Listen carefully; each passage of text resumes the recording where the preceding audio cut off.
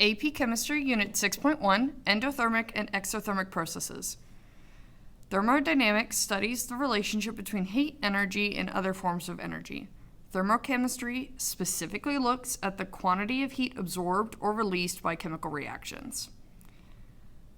The system is going to be what is being studied or undergoing some physical or chemical change. So that would be the reactants and products turning in our actual reaction versus our surroundings, which is going to be everything in the vicinity of the system.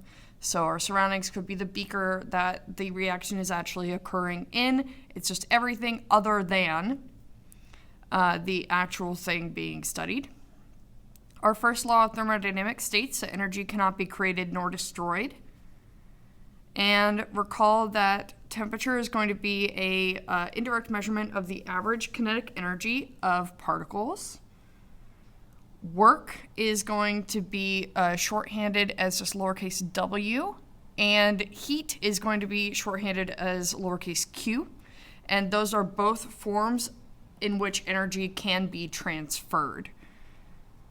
Endothermic reactions are going to be where the system requires an input of either energy or heat to be absorbed from the surroundings in order to occur.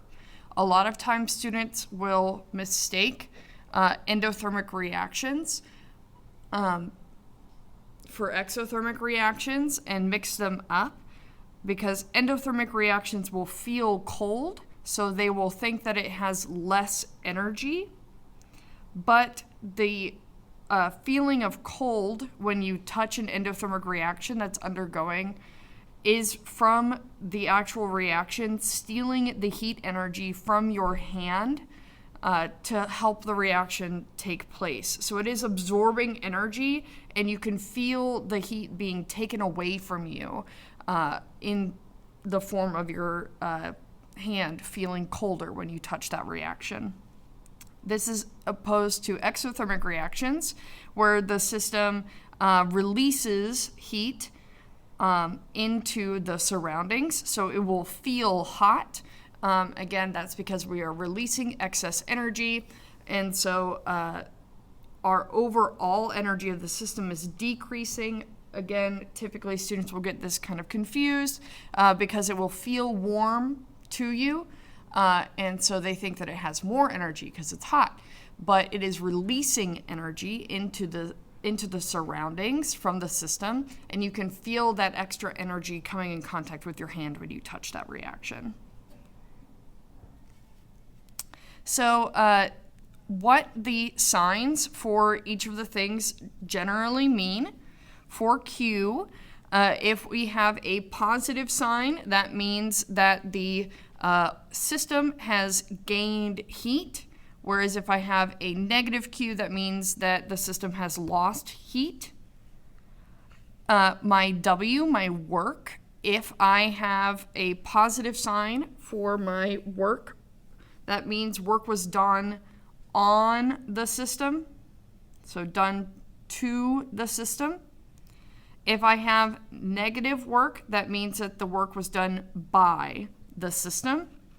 And then lastly, we have delta energy, the change in energy. If we have a positive change in energy, that means that there is a net gain of energy by the system, and thus we are endothermic. I have absorbed energy. Again, that might feel cold, but that means we're stealing heat, we're stealing energy from you in order for that reaction to go forward.